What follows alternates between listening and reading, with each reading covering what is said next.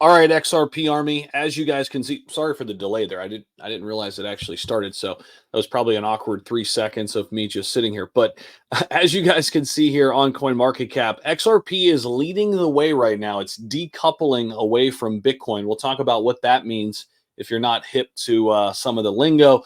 But more importantly, the price is pumping based on some really big breaking crypto news that has to do with the SEC, but also has to do with XRP and inherently has to do with where we're going here and where we are with XRP in terms of the lawsuit, in terms of some of the things that Larry Fink is saying at BlackRock. So a lot to unravel, a lot to unpack in this video for you guys.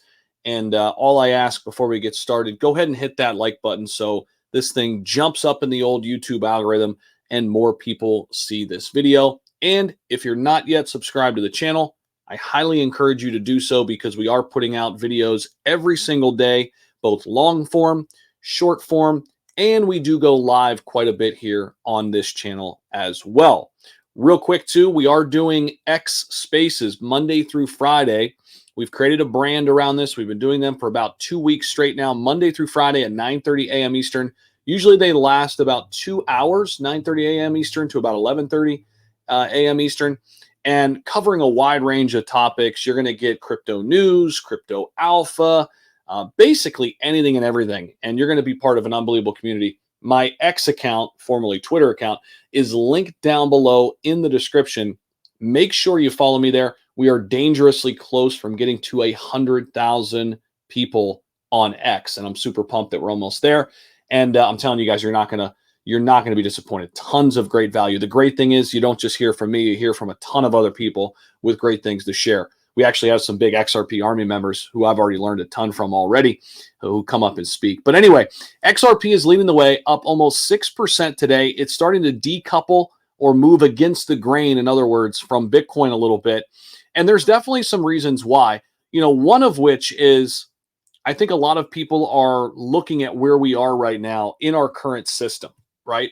The current system, that we're in, the money system, just how the world works, and especially here, with capitalism in the United States, it's not going great. Okay.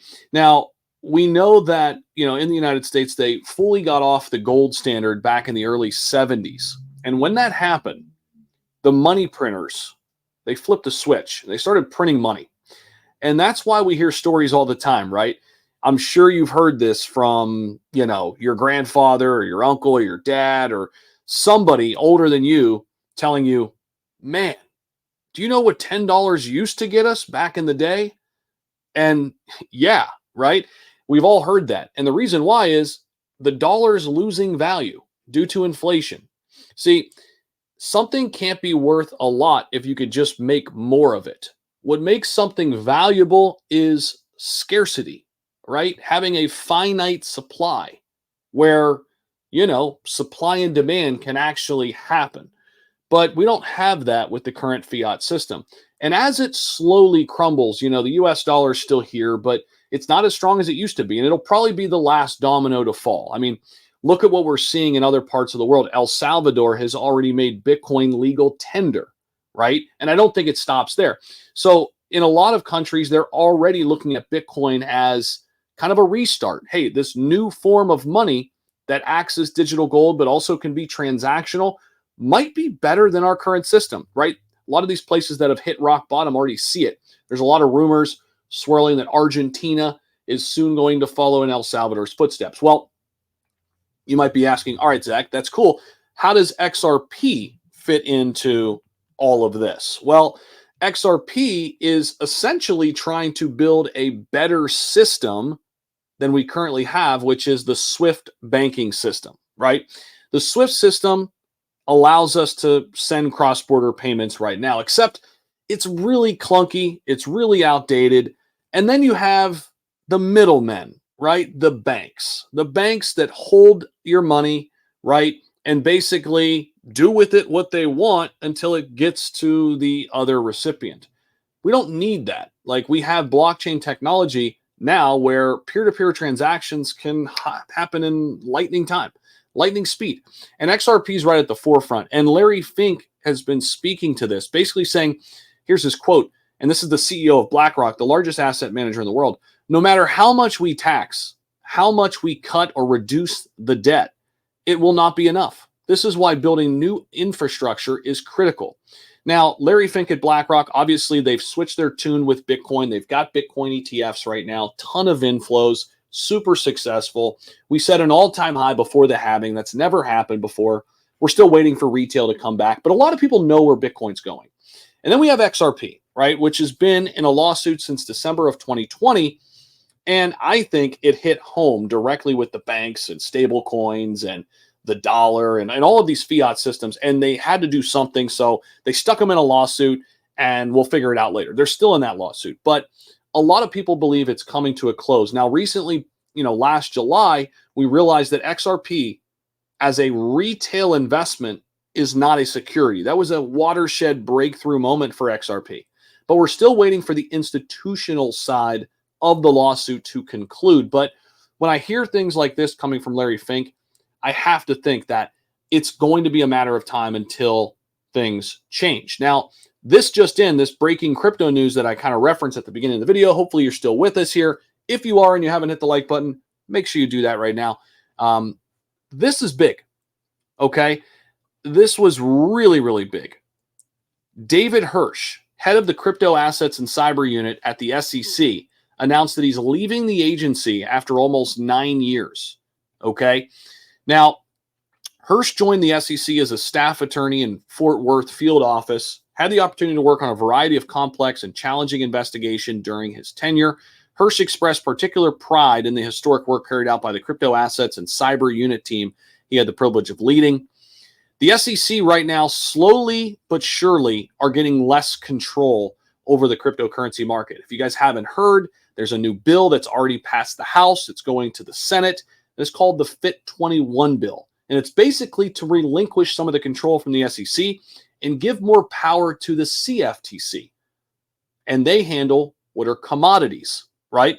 And we're still kind of in this middle ground of what crypto is going to be classified as. Like, is it going to be a security, a commodity, something different? We know that it's taxed as property. But the moral of the story here is things are changing. You have people at the SEC resigning, getting out from the old regime. The new wave is being ushered in, right? And you can't listen to just what they say. You have to watch what they do. And if we're really looking at what's happening around us, not just the words, right? Because words are, they could be manipulated. People say thing, do another thing. I mean, just look at Jamie Dimon, from JP Morgan. He called Bitcoin a scam, all these bad things for years and years and years, and still does. Guys, here's the facts. JP Morgan is the biggest authorized participant on the BlackRock Bitcoin ETF. So again, perfect example here. Don't listen to what they say. They're trying to manipulate you. They're trying to bring the price down. Why? They missed it. They didn't buy Bitcoin, when it was, $1 or $100 or $1,000. They're buying it at $20,000, $30,000. They're trying to manipulate you. They're trying to shake you out. They're trying to get their position and then bring you in later so you can be their exit liquidity. That's how the world works, whether you like it or not. And XRP has classically been suppressed, in my opinion. The price of it, the technology here, I don't think you can name another asset out there right now that has what XRP and Ripple, the company behind XRP, has. Now, all while going through this lawsuit since December 2020, XRP has remained very innovative in basically every other part of the world. If you look at what Ripple has done in Asia, if you look at what Ripple's done in Europe, in the Middle East, it is being adopted like crazy. And eventually, I think, by the way, this is a US-based company, which is kind of crazy, right? Eventually, the United States will adopt this as well whenever they're good and ready. This company is based out of San Francisco. It's crazy, just thinking about this on a macro level.